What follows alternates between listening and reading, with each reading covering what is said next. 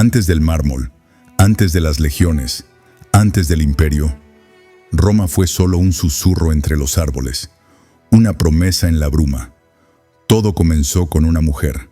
Rea Silvia, sacerdotisa vestal, fue forzada a consagrarse al templo, pero su vientre fue tocado por los dioses, o eso dice la leyenda.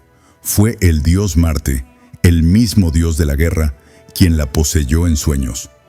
De esa unión nacieron dos gemelos, Rómulo y Remo. El rey Amulio, tirano usurpador del trono de Alba Longa, temía esa sangre divina. Ordenó que los recién nacidos fueran lanzados al río Tíber, que las aguas los devoraran. Pero el río no obedeció. La corriente no arrastró a los gemelos. Los dejó a orillas de la vida, bajo una higuera, entre raíces viejas y piedras calientes por el sol. Entonces vino ella, una loba, negra, silenciosa, fiera y maternal. Ella los amamantó. Con su leche les dio hambre, hambre de sobrevivir, hambre de fundar. Cuando fueron hallados por un pastor, Faustulo, ya tenían mirada de bestias y espíritu de hombres. Fueron criados entre ganado, fuego y silencio. Crecieron salvajes, pero no ignorantes. Sabían quiénes eran, sabían lo que les habían arrebatado. De jóvenes, lideraron rebeliones, derrocaron a Amulio, devolvieron el trono a su abuelo legítimo, Numitor, y luego tomaron una decisión más grande que la venganza: crear una ciudad. Pero no una ciudad común, una ciudad que no recordara el pasado, sino que lo dominara. Buscaron señales en el cielo. Rómulo vio 12 aves sobre el monte Palatino, Remo solo 6 sobre el Aventino. Discutieron. ¿Cuál monte sería la base? ¿Qué augurio era más fuerte? No hubo acuerdo, solo sangre. Remo saltó sobre el surco de tierra que Rómulo había marcado, una línea invisible que ya era frontera. Rómulo, enfurecido, lo mató, no por odio, sino por destino. Así muera todo aquel que cruce los límites de Roma, dijo. Y así, sobre la muerte del hermano, nació la ciudad. El primer acto de Roma fue el asesinato de un gemelo, fundada en sangre, criada por lobos, legitimada por dioses. Desde el primer día, Roma no buscó justicia, buscó poder. Roma ya no era un mito, era una aldea, de tierra roja, con humo en el aire y hombres endurecidos por la necesidad. El hambre, la guerra, la traición, todo formaba parte de su educación temprana. La ciudad crecía a golpes, absorbía a otros pueblos, no por compasión, sino por supervivencia. A medida que la ciudad se fortalecía, surgía algo más que fuerza bruta: la estructura. Nacía el Senado, compuesto por ancianos sabios. No gobernaban por deseo, sino por deber. Los cónsules, elegidos cada año, portaban el poder supremo, pero también sabían que su tiempo era breve. Roma no pertenecía a un hombre, pertenecía al ideal. Esa fue su diferencia. Mientras otras naciones se perdían en reyes y tiranos, Roma confió en las reglas, en el deber, en la costumbre. La palabra república nació de esa obsesión. Res publica, la cosa de todos. Si Roma deseaba dominar el mundo, tarde o temprano debía enfrentarse a quien ya controlaba el comercio, las rutas y el oro del Mediterráneo. Frente a sus costas se alzaba una ciudad formidable, la ciudad cartaginense. Antigua, inmensamente rica, experta en navegación y comercio. Mientras Roma avanzaba por la tierra firme, los cartaginenses dominaban los mares con sus flotas, y el choque era inevitable. Así comenzaron las guerras púnicas. 3 guerras, casi 100 años de sangre, estrategia y venganza. En la primera guerra púnica, Roma aprendió a combatir en el mar. Copiaron los barcos enemigos y luego los mejoraron. Convirtieron cada batalla naval en un combate cuerpo a cuerpo gracias al Corbus, una pasarela con garfios que unía los barcos y los traía al terreno, donde los romanos eran invencibles. el combate directo. Ganaron. Pero la victoria solo encendió un odio más profundo. En la Segunda Guerra Púnica, los cartaginenses respondieron con un nombre que Roma jamás olvidaría: Aníbal. Desde niño, juró ante su padre que jamás perdonaría a Roma, y cumplió. Cruzó los Alpes con miles de soldados y elefantes. En pleno invierno, nadie lo creía posible. Derrotó a las legiones romanas en batalla tras batalla: Trebia, Lago Trasimeno y luego Canae. Allí, Roma perdió 50.000 hombres en un solo día. Fue su peor derrota, una tragedia militar de proporciones colosales. Pero Roma no se arrodilló. Cambió, se adaptó, evitó el enfrentamiento directo, desgastó al enemigo, lo cercó, sin enfrentarlo, y mientras Aníbal quedaba atrapado en Italia, incapaz de conquistar Roma, otro general se preparaba. Escipión el Africano, ambicioso, preciso, llevó la guerra directamente a suelo cartaginense, obligó a Aníbal a regresar. En la batalla de Zama, Roma venció, pero aún no era suficiente. En la Tercera Guerra Púnica, Roma decidió borrar todo rastro de amenaza. Rodearon la ciudad cartaginense, la incendiaron, enviaron a sus habitantes a la muerte o la esclavitud, y esparcieron sal sobre sus campos, para que jamás volvieran a florecer. Aquel día, el Senado no solo destruyó un enemigo, destruyó una civilización entera, y Roma se quedó sola en el mundo. Tras la destrucción de los cartaginenses, Roma quedó sin rivales. El Mediterráneo ya no era un campo de batalla, era un lago romano, y con él llegaron las conquistas: Hispania, Galia, Macedonia, Grecia, Asia Menor. Las legiones marchaban con disciplina, no por gloria personal, sino por el destino de Roma. Pero con cada victoria entraban más riquezas, más tierras, más esclavos, y algo cambió.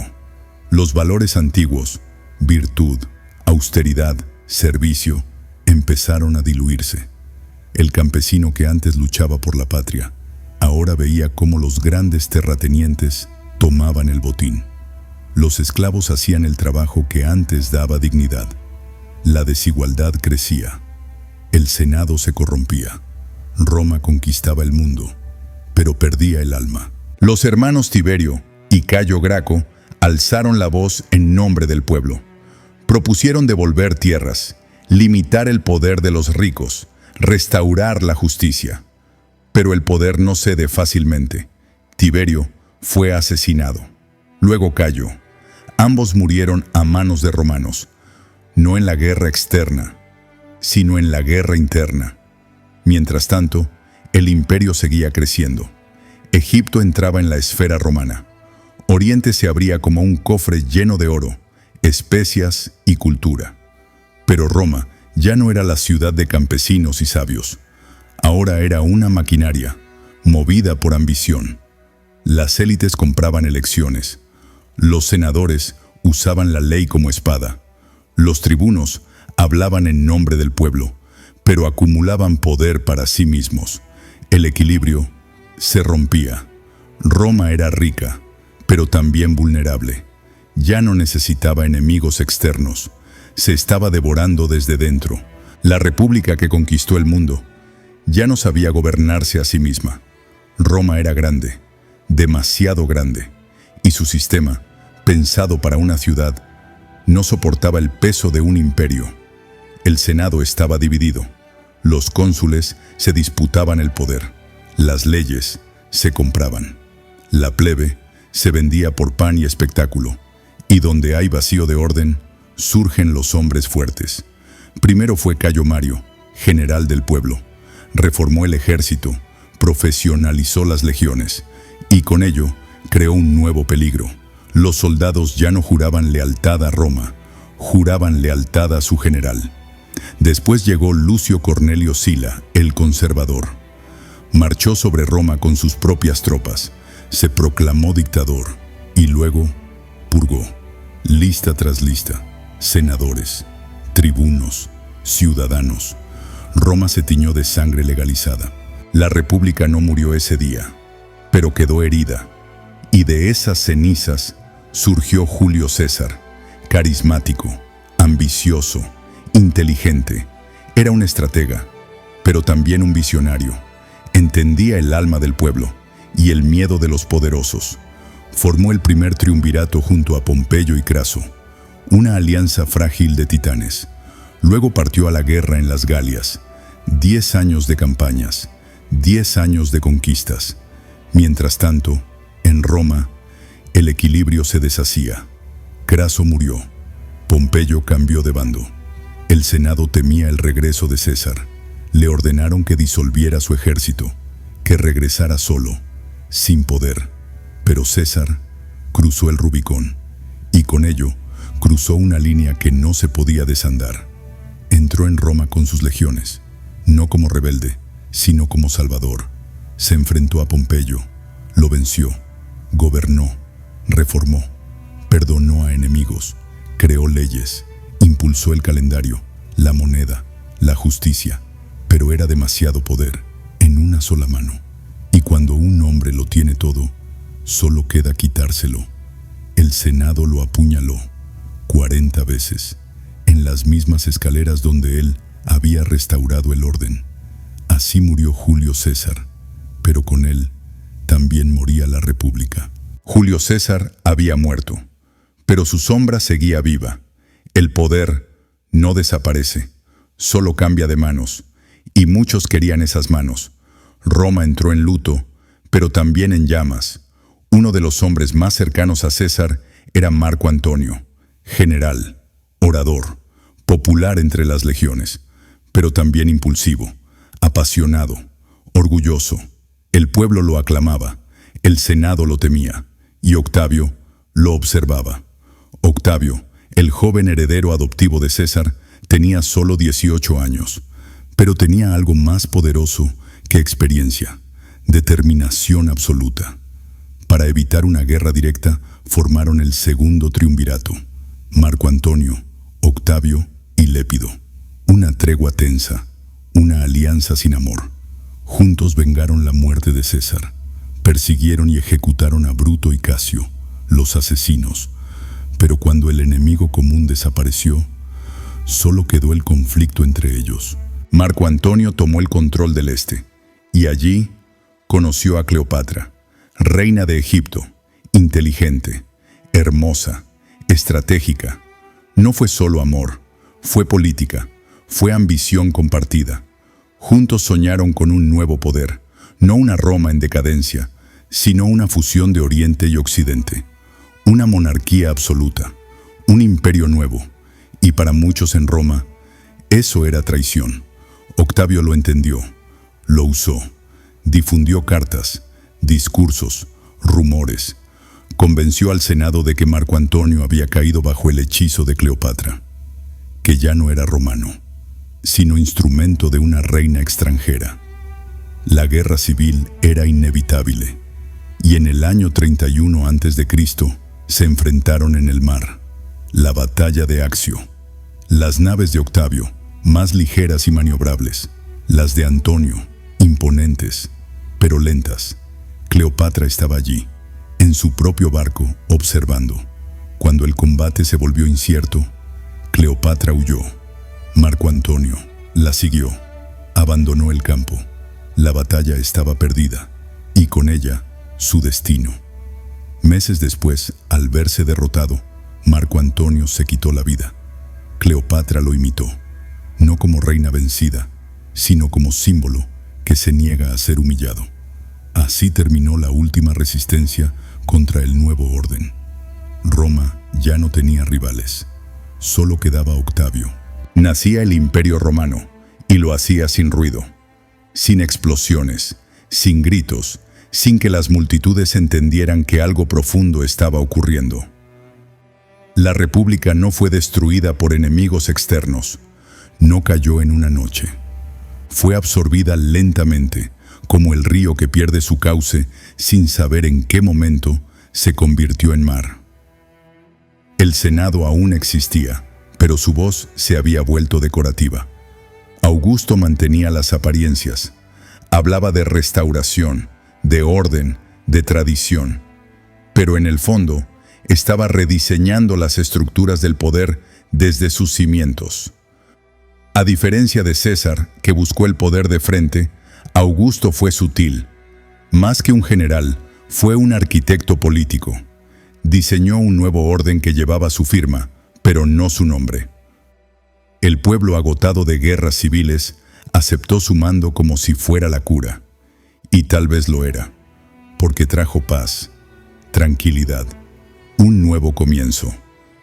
Así nacía lo que los historiadores llamarían el Principado, una monarquía disfrazada de república, un emperador que no se llamaba emperador, pero que lo era en todo sentido. Roma se expandía, desde Hispania hasta Siria, desde Egipto hasta Britania. El mundo conocido hablaba latín, construía acueductos y seguía el calendario romano.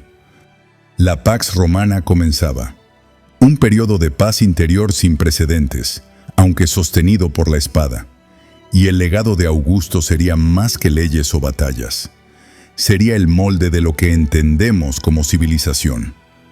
Roma ya no era solo una ciudad, se había convertido en una idea, en un centro gravitacional de cultura, orden y poder. Roma ya no era solo una ciudad. Era una red invisible que se extendía por colinas y desiertos, por ríos lejanos y costas extranjeras. Las provincias no eran simplemente territorios conquistados, eran semillas de Roma plantadas en otros suelos. En Galia, los druidas eran reemplazados por ingenieros. En Hispania, los caminos de tierra se convertían en calzadas de piedra. En Egipto, las antiguas pirámides observaban, impasibles, cómo se alzaban templos romanos frente al Nilo. Los teatros se llenaban de comedias latinas, los mercados usaban denarios, y los niños aprendían el nombre de Augusto antes que el de sus propios dioses. Las ciudades tomaban forma romana: foros, termas, circos, acueductos, arcos del triunfo. El urbanismo se convirtió en una forma de conquista más efectiva que cualquier legión. Pero no era solo ladrillo y mármol. Roma ofrecía una visión del mundo, una estructura donde todo tenía su lugar: el ciudadano, el esclavo, el soldado, el dios. Y esa estructura, aunque rígida, era seductora, porque prometía orden en medio del caos, prometía pertenencia, prometía eternidad. La latinización no fue impuesta únicamente con espadas, fue deseada por muchos, porque ser romano era, para muchos pueblos, dejar de ser invisibles. El mundo se estaba romanizando, lentamente, pero sin retorno. Y mientras más pueblos adoptaban las leyes, la lengua y los hábitos de Roma, menos posible era imaginar un mundo sin ella. El imperio no se expandía solo con escudos y lanzas. Lo hacía con caminos, normas y promesas. Roma prometía que, si obedecías, podrías pertenecer. Y en ese contrato invisible, muchos encontraron estabilidad. En Asia Menor, ciudades como Éfeso y Pérgamo comenzaron a imitar la arquitectura de la capital. Columnas jónicas y calles empedradas daban paso a foros, templos y teatros en forma de media luna. En la actual Francia, los galos que resistieron a César terminaron construyendo puentes romanos e incluso vistiendo como romanos. Lyon, por ejemplo, se convirtió en Lugdunum, una ciudad romana de pleno derecho, con acueductos, termas y un circo que hacía temblar el suelo. En el norte de África, Cartago, la ciudad enemiga que una vez desafió a Roma, fue reconstruida por los mismos romanos y convertida en un centro de comercio imperial. Las élites locales se romanizaban rápido. Aprendían latín, adoptaban el derecho romano y hasta pedían ser senadores. Incluso el griego, lengua de los sabios, cedía terreno ante la precisión del latín jurídico. Pero quizás el cambio más profundo fue otro, la idea de ciudadano. Porque Roma, con toda su arrogancia, otorgaba ciudadanía a pueblos que antes eran enemigos. Y con esa ciudadanía venía algo aún más poderoso, una identidad. De pronto, un comerciante en Alejandría, un panadero en Tarraco o un soldado en Britania podían llamarse a sí mismos romanos. Y eso lo cambiaba todo, porque ya no se trataba solo de territorios ocupados, se trataba de almas convertidas. Roma conquistaba el cuerpo, pero lo que realmente le interesaba era el espíritu. Roma ya no era solo una ciudad.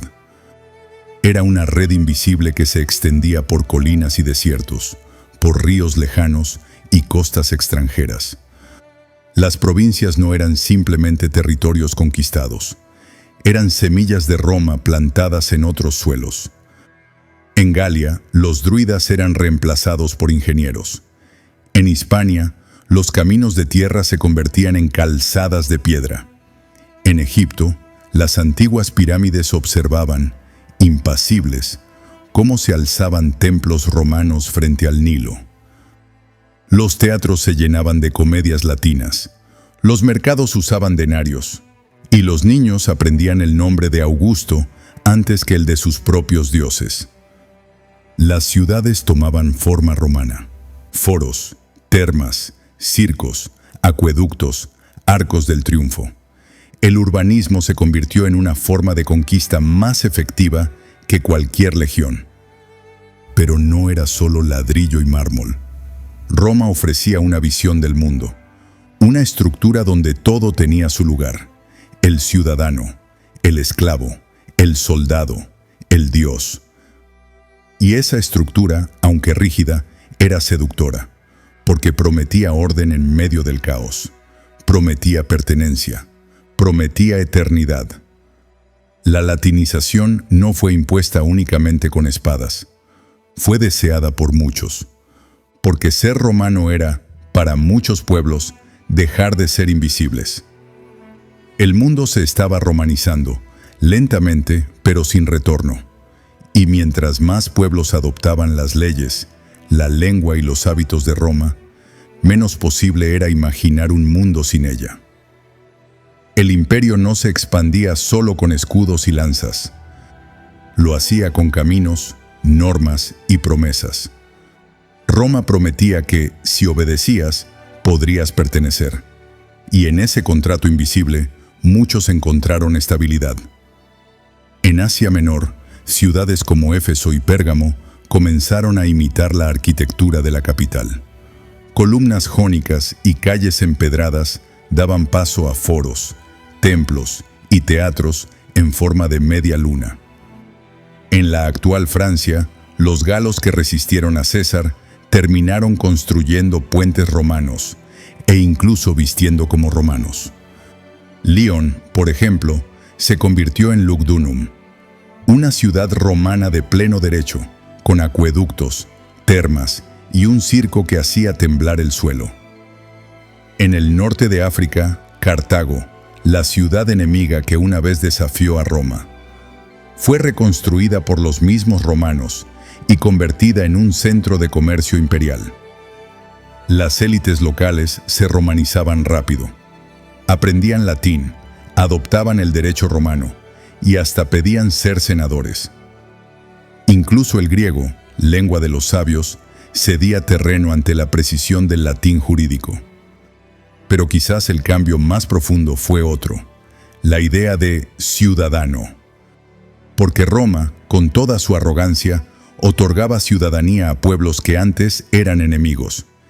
Y con esa ciudadanía venía algo aún más poderoso, una identidad.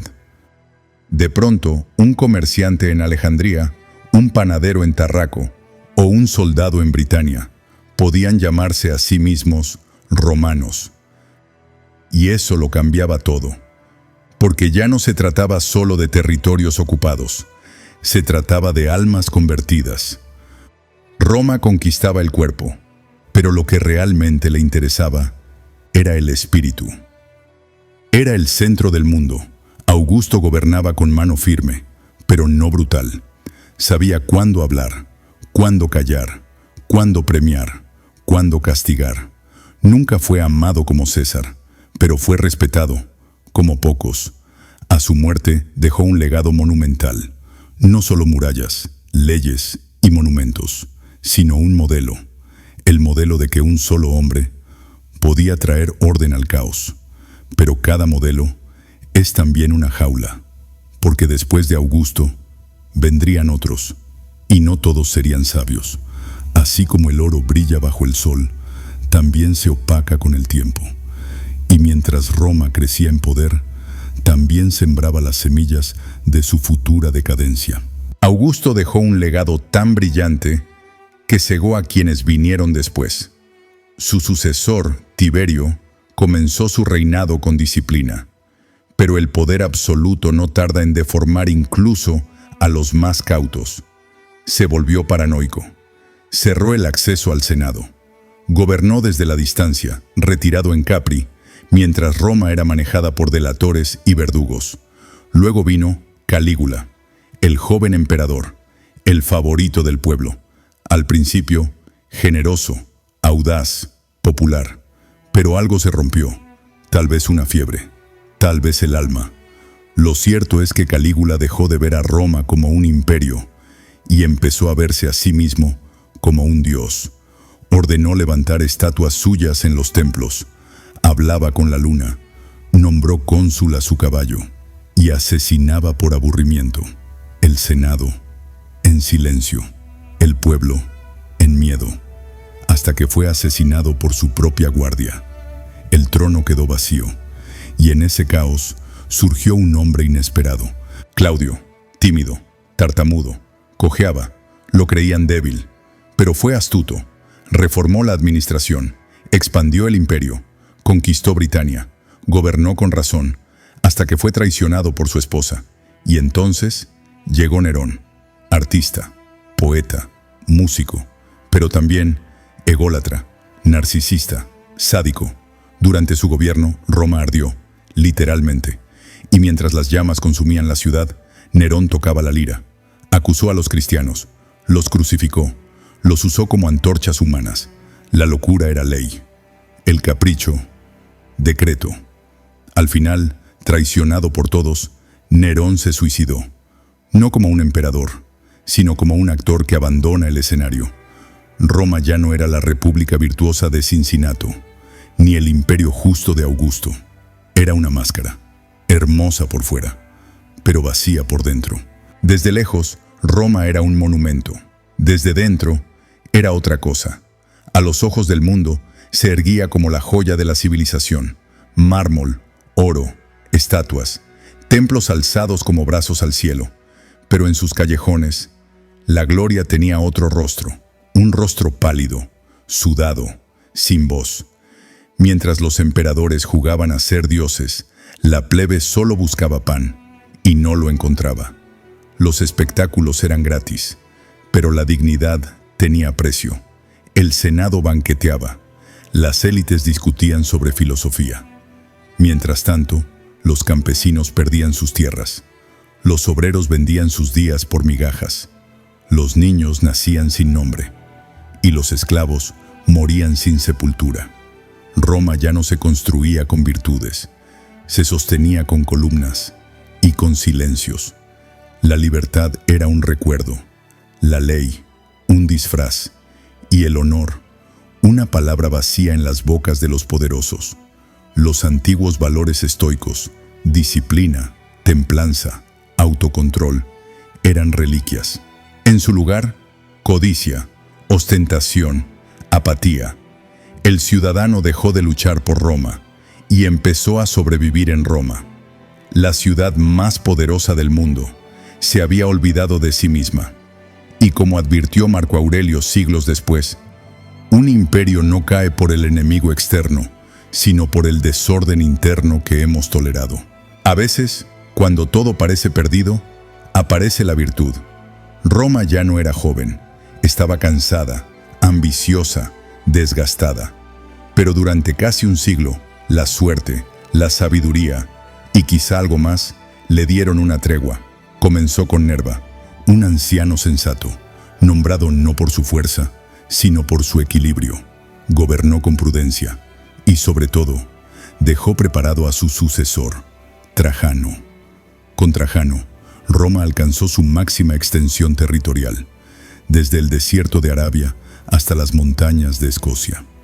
Pero Trajano no solo fue conquistador, fue generoso, cercano al pueblo, adorado por las legiones, gobernó con justicia, y cuando el poder amenazó con elevarlo por encima de los hombres, él se inclinó ante la ley. Después llegó Adriano, más filósofo que guerrero. Detuvo las conquistas, fortaleció fronteras, construyó el famoso muro de Adriano en Britania, para contener más que para expandir. Amante del arte, la arquitectura, las ideas, comprendía que un imperio no se sostiene solo con espadas, sino con propósito. Le sucedió a Antonino Pío, el más pacífico de todos. Su reinado fue tranquilo, equilibrado, lleno de leyes sabias. No buscó gloria, buscó estabilidad y la encontró. Y entonces llegó el último, Marco Aurelio, el emperador filósofo, el estoico, el único hombre que gobernó el mundo, mientras trataba de gobernarse a sí mismo. En campaña, escribía sus pensamientos en soledad, sin pretensión, sin orgullo. No esperes que el mundo sea justo. Sé tú quien practique la justicia. No puedes controlar lo que ocurre, pero sí cómo respondes. Tú tienes poder sobre tu mente, no sobre los acontecimientos. Mientras otros se emborrachaban de poder, él escribía sobre humildad. Mientras otros destruían, él cultivaba el deber. Gobernó en tiempos difíciles, epidemias, guerras, pero nunca perdió la razón, ni el alma. Con su muerte, terminó la era de los emperadores sabios y comenzó la caída.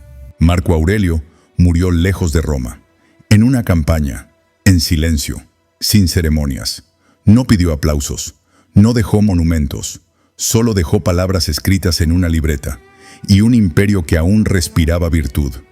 Pero cometió un error, el único. Legó el trono a su hijo, Cómodo. Por primera vez en generaciones, el poder pasaba de padre a hijo. Pero Cómodo no era Marco Aurelio. Mientras su padre meditaba sobre la muerte, Cómodo soñaba con coronas. Mientras su padre evitaba el exceso, Cómodo exigía adoración. No quiso gobernar, quiso ser adorado. No quiso justicia, quiso espectáculo. Se creía la reencarnación de Hércules. Se hacía retratar con pieles de león. Bajaba a la arena del Coliseo para matar gladiadores, mientras el pueblo aplaudía entre el miedo y el morbo. Volvemos a aquel día, en que la corona cayó, y nadie supo quién debía recogerla. Cómodo había muerto, pero no dejó herederos, solo miedo, solo vacío. Y cuando el poder se queda sin dueño, todos lo reclaman. En el siglo que siguió, más de 25 hombres se proclamaron emperadores. Algunos duraron años, otros semanas. Algunos murieron en el trono, otros decapitados por sus propios soldados. Era la época de los emperadores efímeros, generales proclamados por legiones, senadores comprados, asesinatos en los baños, en los banquetes, en las plazas. Roma sangraba, por fuera y por dentro. El caos parecía irreversible, pero el imperio aún tenía reflejos, y en medio de la tormenta intentó reorganizarse. En el año 285, el emperador Diocleciano hizo lo impensable. Dividió Roma, Oriente y Occidente, dos mitades de un mismo cuerpo, no por debilidad, sino por necesidad. Administrar un imperio tan vasto, tan fragmentado, desde una sola ciudad, era ya imposible. Roma seguiría siendo el símbolo, pero el poder empezaba a moverse hacia el este, y entonces emergió una figura que cambiaría el curso de la historia. Constantino, hábil, ambicioso, estratégico. Derrotó a sus rivales uno por uno, pero no solo usó espadas, usó símbolos. En una de sus batallas decisivas, dijo haber visto una visión, una cruz brillante en el cielo. Y una frase: «In hoc signo vinces», con este signo vencerás. Roma, el imperio de los dioses antiguos, abrazó una nueva religión, el cristianismo. Constantino legalizó su práctica, construyó iglesias, se alió con los obispos, y con ello transformó no solo el poder, sino el alma del imperio. Fundó una nueva capital, Constantinopla, en el corazón del este.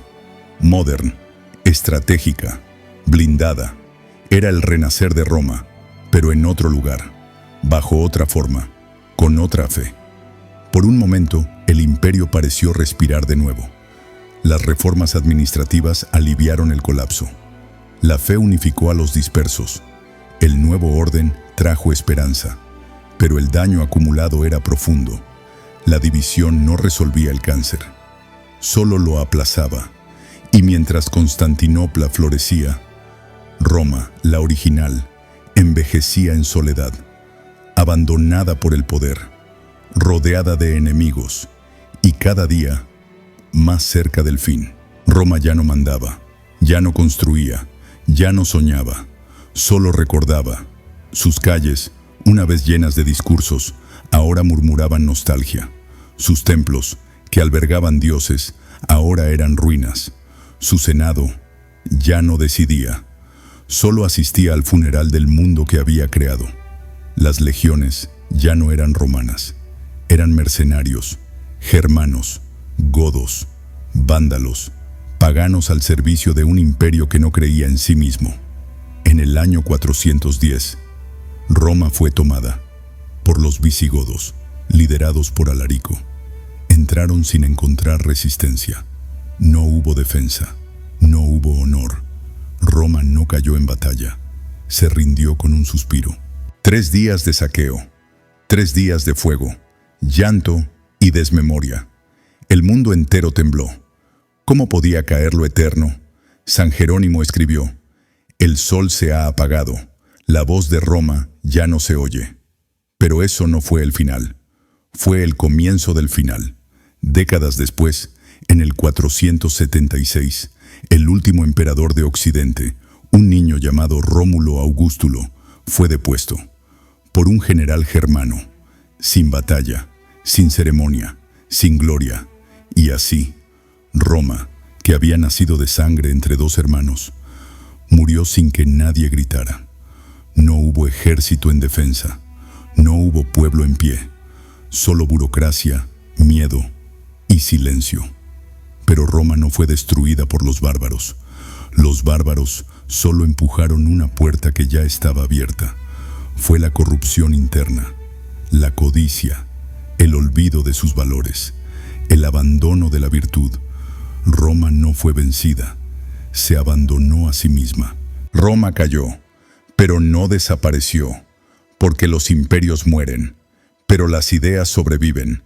Los templos se derrumbaron, las estatuas fueron olvidadas, los emperadores se convirtieron en polvo, pero sus palabras, sus estructuras, su visión del mundo, siguen vivas. En cada contrato moderno, en cada tribunal, en cada columna de un parlamento, hay fragmentos de Roma. Su derecho fue la base del sistema judicial occidental. Su latín dio nacimiento a lenguas enteras: español, italiano, francés, portugués, rumano. Sus caminos, sus puentes, sus acueductos siguen en pie, silenciosos, eternos. Su arte, su arquitectura, su ideal de virtud, deber, ciudadanía, incluso su filosofía. Marco Aurelio, Epicteto, Séneca, siguen hablando, no desde tronos, sino desde libros gastados que aún despiertan almas. Roma no fue perfecta, fue brutal, fue ambiciosa, fue contradictoria, pero dejó un modelo de organización, de pensamiento, de imperio, y también una advertencia, porque lo que sucedió con Roma puede volver a suceder. Cualquier nación que olvide sus principios, cualquier pueblo que prefiera el pan al propósito, cualquier sistema que ceda su poder al espectáculo, está repitiendo la historia, no de su grandeza, sino de su caída. Roma vive en nosotros, pero también muere en nosotros cada día que elegimos la comodidad sobre la virtud. Roma no fue solo una ciudad, fue una idea. La idea de que el ser humano podía dominar el mundo sin perderse a sí mismo. Pero no lo logró. No fueron los bárbaros quienes la destruyeron. Fueron los excesos, la codicia, el olvido de sus virtudes. Roma cayó porque dejó de entrenar su carácter. Y tú, que escuchas esta historia, ¿cuántas veces has dejado caer tu propio imperio? Cada vez que cedes ante la comodidad, cada vez que postergas tu deber, cada vez que traicionas lo que sabes que es correcto, estás repitiendo el error de Roma. Pero también puedes repetir su grandeza. Cuando te disciplinas, cuando piensas con claridad, cuando actúas con templanza, entonces tú también te vuelves eterno. Roma vive en las decisiones que tomas cada día, en tu fuerza interior, en tu autodominio, en tu capacidad para resistir lo fácil y elegir lo correcto. Roma no cayó en un día, tampoco por un enemigo extranjero. Cayó lentamente, desde dentro. Durante siglos, la grandeza de Roma se sostuvo por un principio: el deber, el compromiso con la patria, la familia, la disciplina. Se llamaba mos maiorum, las costumbres de los ancestros. Era el código no escrito que definía lo que significaba ser romano. Pero a medida que el imperio creció, esa virtud se debilitó. Las conquistas trajeron oro, esclavos y espectáculos, y poco a poco el ciudadano dejó de ser soldado, dejó de ser agricultor, dejó de ser ejemplo, se convirtió en espectador. El Coliseo se llenaba mientras las legiones se vaciaban. El pueblo pedía pan y circo. El Senado, en lugar de formar ciudadanos, les dio placeres. Cuando la virtud se abandona, el poder se pudre. Y cuando el poder se pudre, los bárbaros no necesitan derribar los muros, solo tienen que esperar.